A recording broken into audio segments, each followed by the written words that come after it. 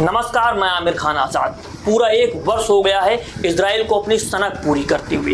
एक वर्ष से इजराइल गजा में बमबारी कर रहा है, मासूम बेगुनाह बच्चों की हत्याएं कर रहा है। पूरी दुनिया देख रही है और जो खुद को सुपर पावर कहते हैं, जो खुद को मानवता का संरक्षक कहते हैं, वो खामोश बैठे हुए।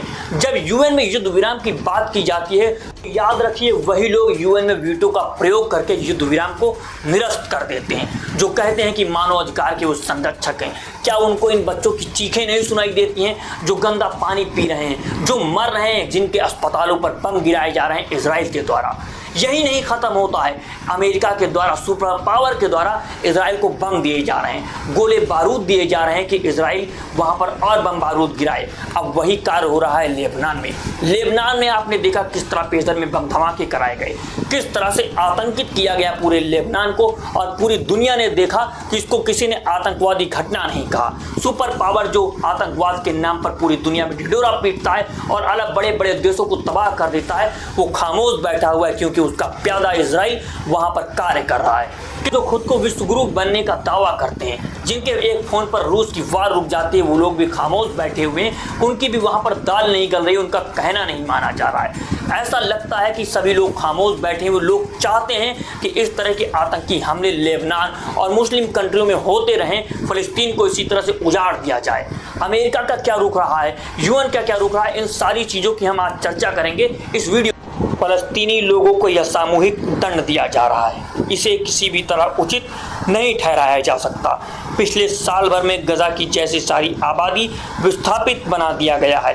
कई तो ऐसे हैं जो बार बार विस्थापित हुए हैं और उनके पास जाने के लिए कोई सुरक्षित जगह बची ही नहीं है।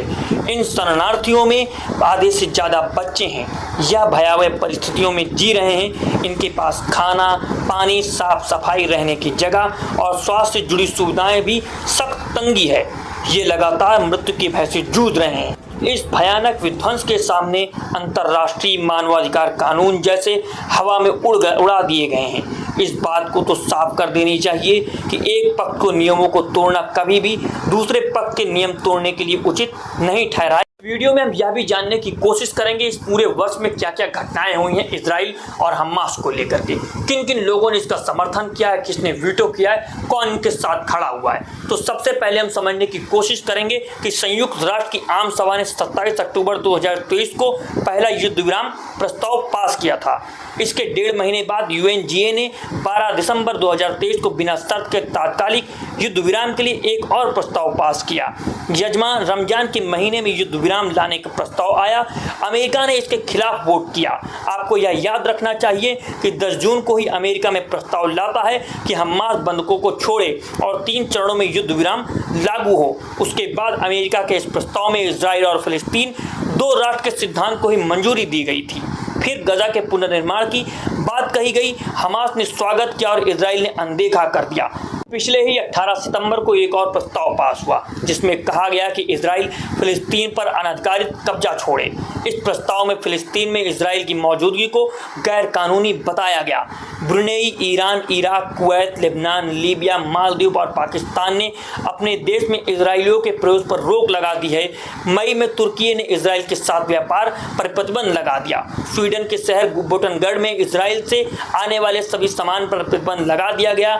फरवरी में अल जजीरा ने युद्ध विराम को लेकर सुरक्षा सभा में समक्ष प्रस्ताव पेश किया। अमेरिका ने वीटो कर दिया, यानी इसका विरोध कर दिया। यह तीसरी बार था जब अमेरिका ने इजराइल के खिलाफ युद्ध विराम के प्रस्ताव को वीटो किया, यानी प्रस्ताव पास नहीं हुआ।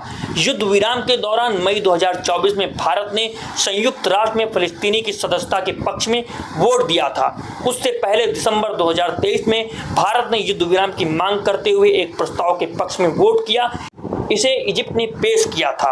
आपने देखा कि इस पूरे वर्ष में किस तरह से लोग इजराइल के साथ खड़े रहे। लोग उसको हथियार मुहैया कराते रहे जो खुद को सुपर पावर कहते हैं, जो मानवाधिकार की सुरक्षा की बात करते हैं। हमें यह भी देखना होगा सऊदी अरब का क्या रोल है, तुर्की का क्या रोल है। क्या वो मुसलमानों के संरक्षक हैं? क्या मुसलमानों का प्रतिनिधित्व करने वाले देश हैं? इन लोगों को ईरान से नसीहत लेनी चाहिए, यानी सीख लेनी चाहिए कि किस तरह से ईरान ने लेबनान में हुए धमाकों पर, हमास में हुए धमाकों पर, फिलिस्तीन को जिस तरह से बर्बाद बर्बाद कर रहा है इजराइल, उसका कड़ा विरोध किया है और वहां पर बमबारी भी की है। साफ तौर से बता दिया कि अगर आप हमारे लोगों को, बेगुनाह लोगों को मारेंगे तो हम भी खामोश नहीं बैठेंगे।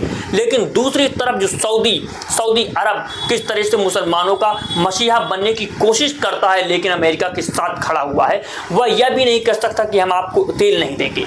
वो इनका विरोध नहीं कर सकता, बल्कि वो उनको और पैसा दे रहा है, जिस पैसे की बदौलत इजराइल में हथियार पहुंचाए जा रहे हैं और एक मुसलमान के पैसे से दूसरे मुसलमानों को मारा जा रहा है।